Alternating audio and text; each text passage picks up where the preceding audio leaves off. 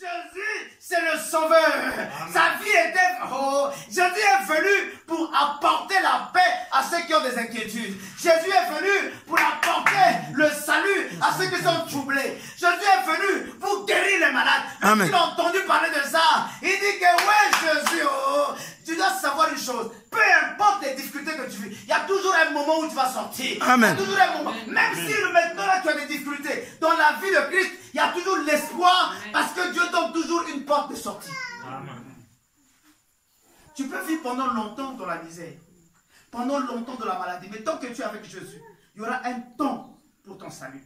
Amen. Vous savez, beaucoup de gens ont vécu des périodes où en fait, il n'y avait plus apparemment d'espoir. Mais Dieu dit qu'il y a un temps pour toutes choses. Il y a un temps où en fait tu vas souffrir. Il y a un temps où encore tu vas voir que les gens ne vont pas te regarder. Mais Amen. Il y aura un temps où les gens vont te redonner ta valeur. Alléluia. Il y aura un temps que les gens vont te saluer mais avec difficulté. Mais il y aura un temps que les gens vont te saluer avec respect. Alléluia. Parce qu'il y a un temps pour toutes choses.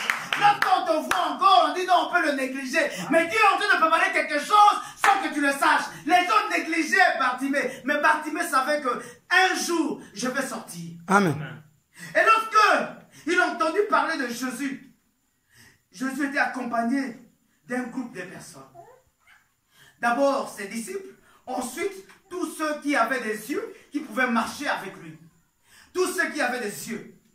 Et la Bible dit que il a entendu que c'était Jésus de Nazareth. Et il s'est mis à crier. Oh, il s'est mis à crier. Vous voyez, le fait de crier là, en réalité, c'était la force qu'il utilisait déjà. Il y a des choses, mon frère, tu dois utiliser la force. Alléluia. On va pas t'écouter si tu parles doucement. Parce que quand le temps arrive, tu dois crier. Avance. Dis que c'est l'opportunité. Si tu rates ce moment-là, il n'y en aura pas un autre moment. C'est maintenant là que je dois faire. Amen. Il y a un temps pour toi. Lorsque le temps est pour étudier est venu, étudie sérieusement. Amen. Parce qu'il n'y aura plus un temps que Dieu va te donner. C'est juste ce temps-là, il faut crier. Il faut forcer les choses parce que c'est le temps que Dieu t'a donné. Amen. On a un temps pour travailler. Travaille sérieusement. Parce que Dieu t'a donné ce temps-là pour que tu fasses quelque chose. Amen. Il a crié. Il dit si Jésus passe, c'est fini. Je ne veux plus rattraper ce temps. Je ne veux plus rattraper. Ce temps-là, je dois. Vous savez pourquoi? Pourquoi souvent nous ne venons pas à l'église? Tout simplement parce qu'on s'est dit, bon, aujourd'hui là je peux manquer, bon, demain je vais partir, bon, après je peux attendre un mois. Non, parce que tu ne sais pas que chaque jour tu viens à l'église, il y a quelque chose que tu viens chercher. Amen. Chaque jour que tu viens à l'église, il y a quelque chose, il y a toujours une bénédiction que Dieu te réverse. Parce qu'en réalité, l'église n'est pas un milieu ordinaire. Alléluia. C'est un milieu extraordinaire. Amen. Ne regarde pas les maisons, mais regarde le Saint-Esprit qui nous conduit. Amen. Le Saint-Esprit est un esprit qui vient du ciel et c'est un esprit qui vient pour sauver les âmes. Amen.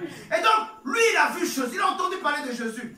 Et quand il entend parler de Jésus, il était déjà en transe. Il dit, fils de David, Jésus, aie pitié de moi. Oui, Jésus est l'unique personne qui pouvait avoir la compassion. L'homme ne peut pas avoir la compassion lorsque tu es en difficulté.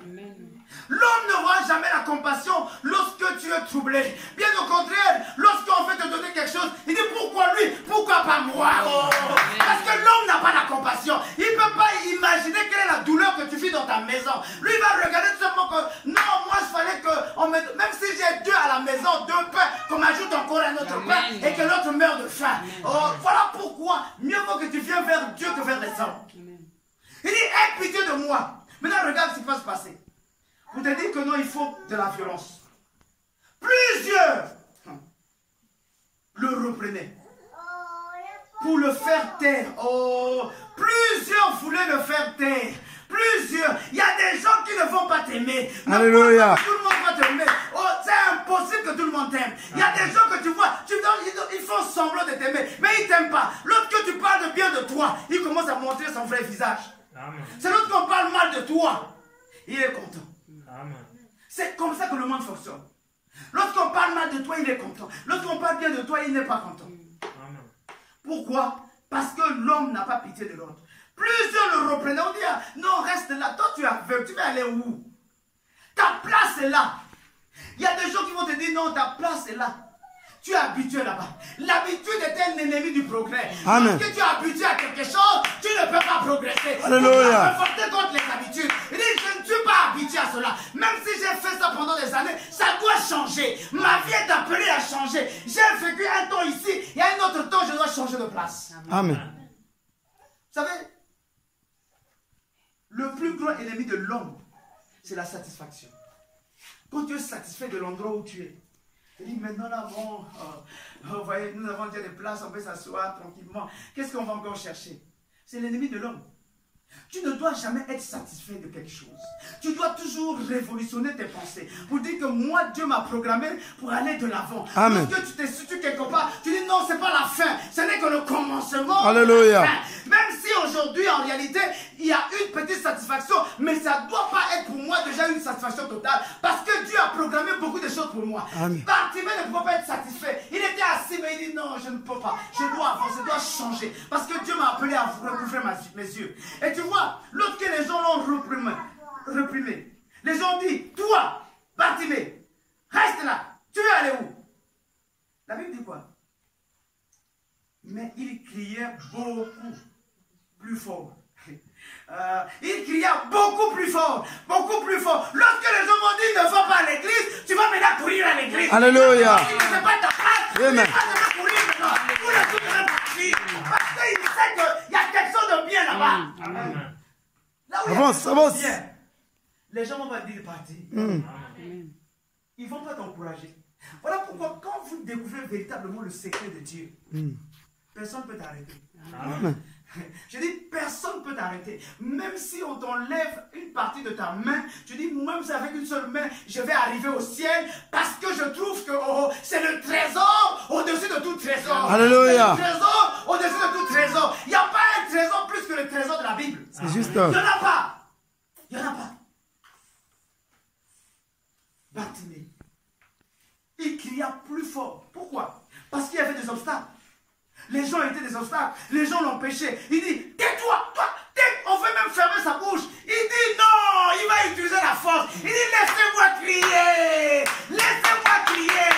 Aujourd'hui, c'est le jour de mon salut. Laissez-moi crier. Il y a toujours un jour où il faut crier. Il faut dire que moi, aujourd'hui, là, aujourd'hui, c'est aujourd'hui. Je n'attends pas demain. Moi, c'est maintenant. Avance. Oh, c'est maintenant que je veux mon salut. C'est maintenant que je veux recouvrir mes yeux.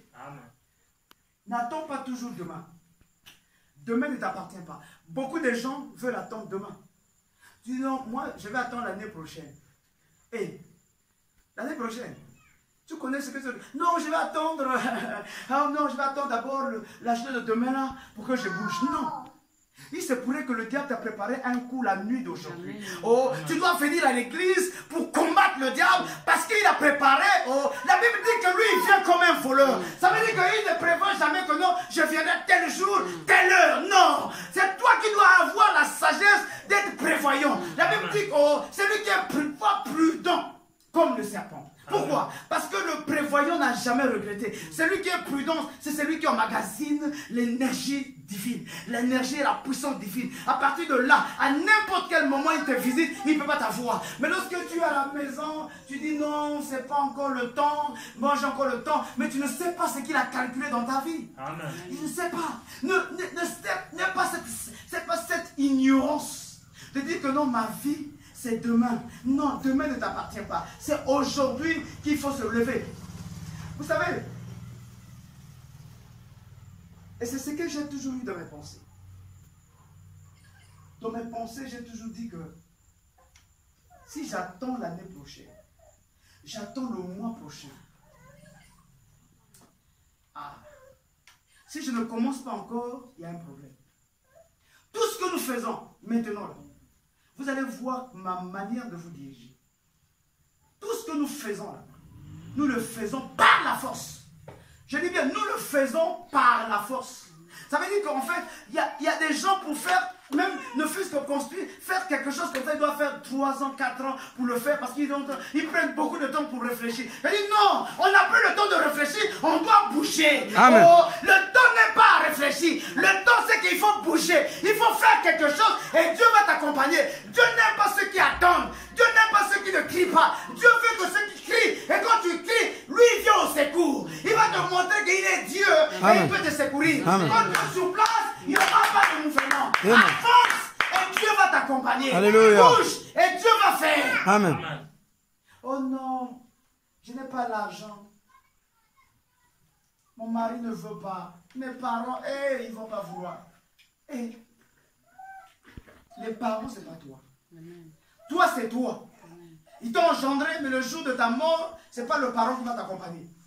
C'est impossible. J'ai entendu parler des enfants qui ont laissé leurs parents. J'ai entendu des maris qui ont laissé leurs femmes. Des femmes qui ont laissé leur mari. Chacun a son jour. Chacun a sa destinée. Ne dis pas que parce que l'autre n'est pas venu, moi je vais rester à la maison. Non, c'est ta destinée à toi. Alléluia. La violence. Amen. Si tu ne veux pas, moi je vais partir. Alléluia. Tu ne veux pas, moi je veux. Avance encore. Avancer. Avance parce encore. que c'est ma vie. Amen. Les hommes peuvent se séparer.